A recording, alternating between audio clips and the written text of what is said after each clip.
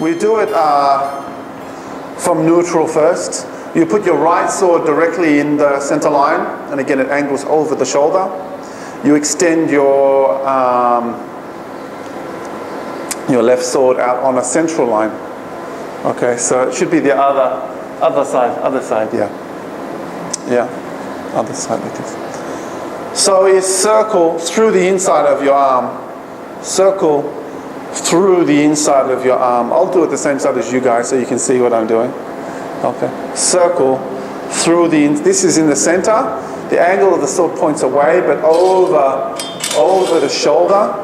And this is, my fist should sit in the center. My elbow should be very close to the side of my body. My other arm is out on a central line, not on the center line, central line.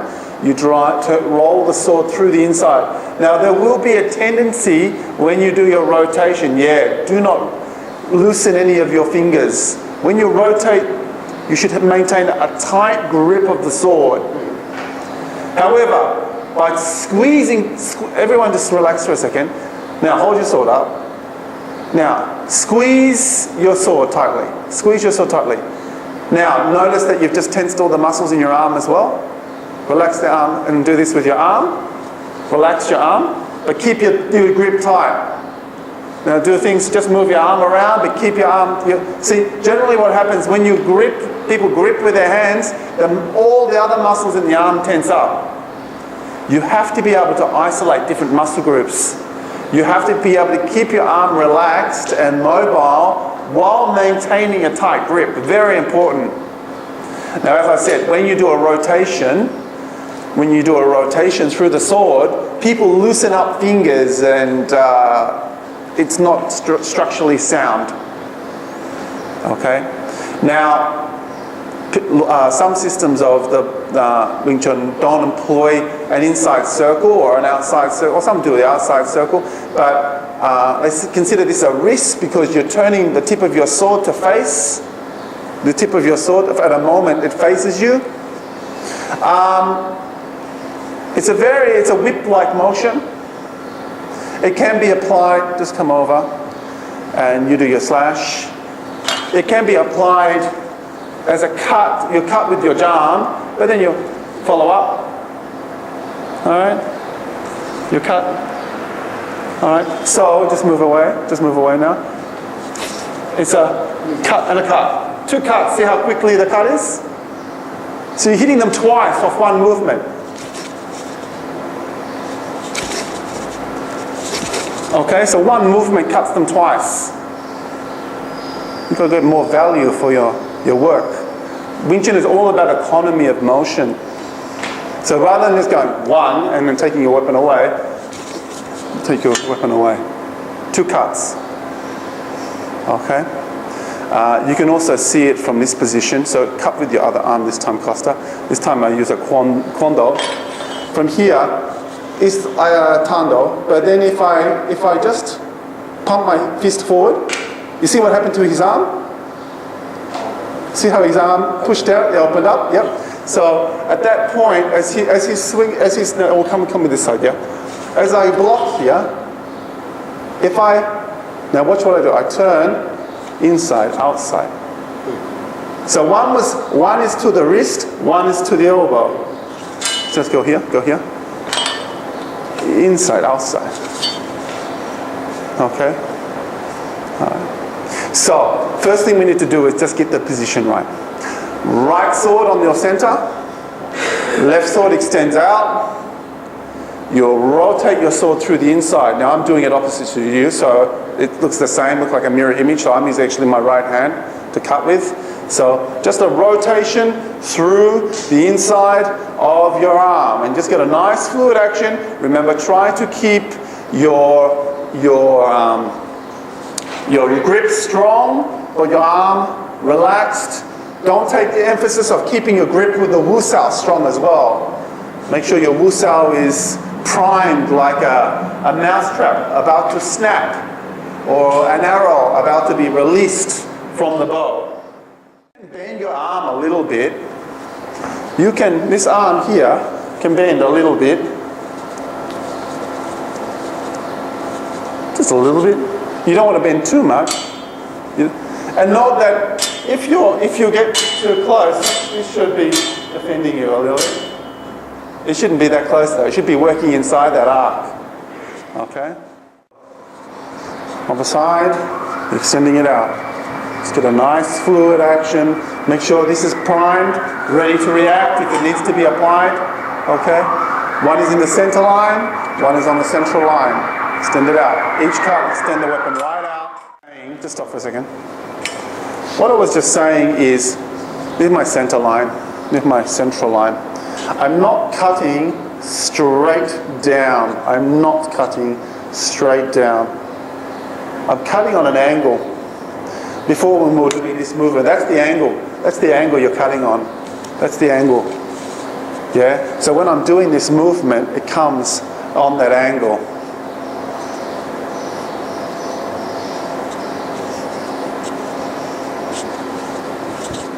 Okay? You just make it, as I showed you, an extension of the jamdo, or the slashing sword, but you just, at the end of the jam, you then hyundo. Okay? So, just like we did before, when we're extending like so, you've extended your sword out. Now at the end of your extension, you hyun, on that angle. Hyun. Hyun. Get your positions nice and fluid. Okay, so you extend.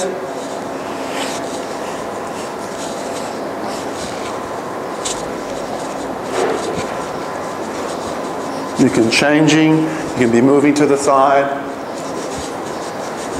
You can move back the other way.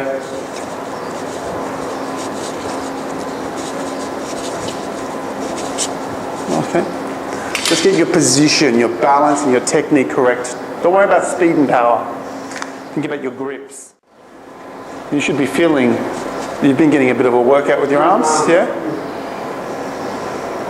The swords aren't really, really heavy. They're not really heavy, but you try holding your arm up for 5 minutes like this and see how heavy just your arm gets. It's isometric. So again, even putting a very lightweight and moving with structure will, strengthen you, okay?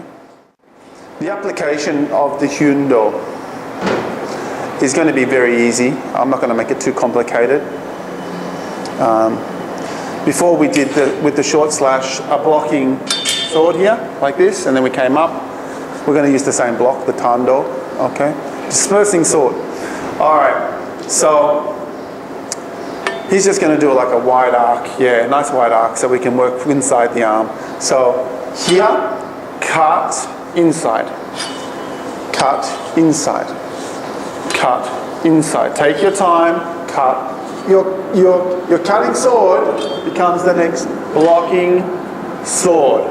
Just change the angle over here a little. Yeah. So your cutting sword becomes the next blocking sword. So just do a rotation inside his arm, a rotation inside his arm. Just get a nice fluid action. We do 2 minutes of this each. Okay. The last technique we're going to do today, from a neutral stance, is just straight out double block on the center, or on either side of your center line. So here, here.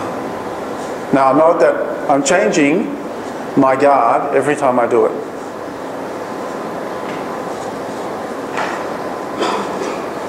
In like so. My right hand is forward, my left hand is forward.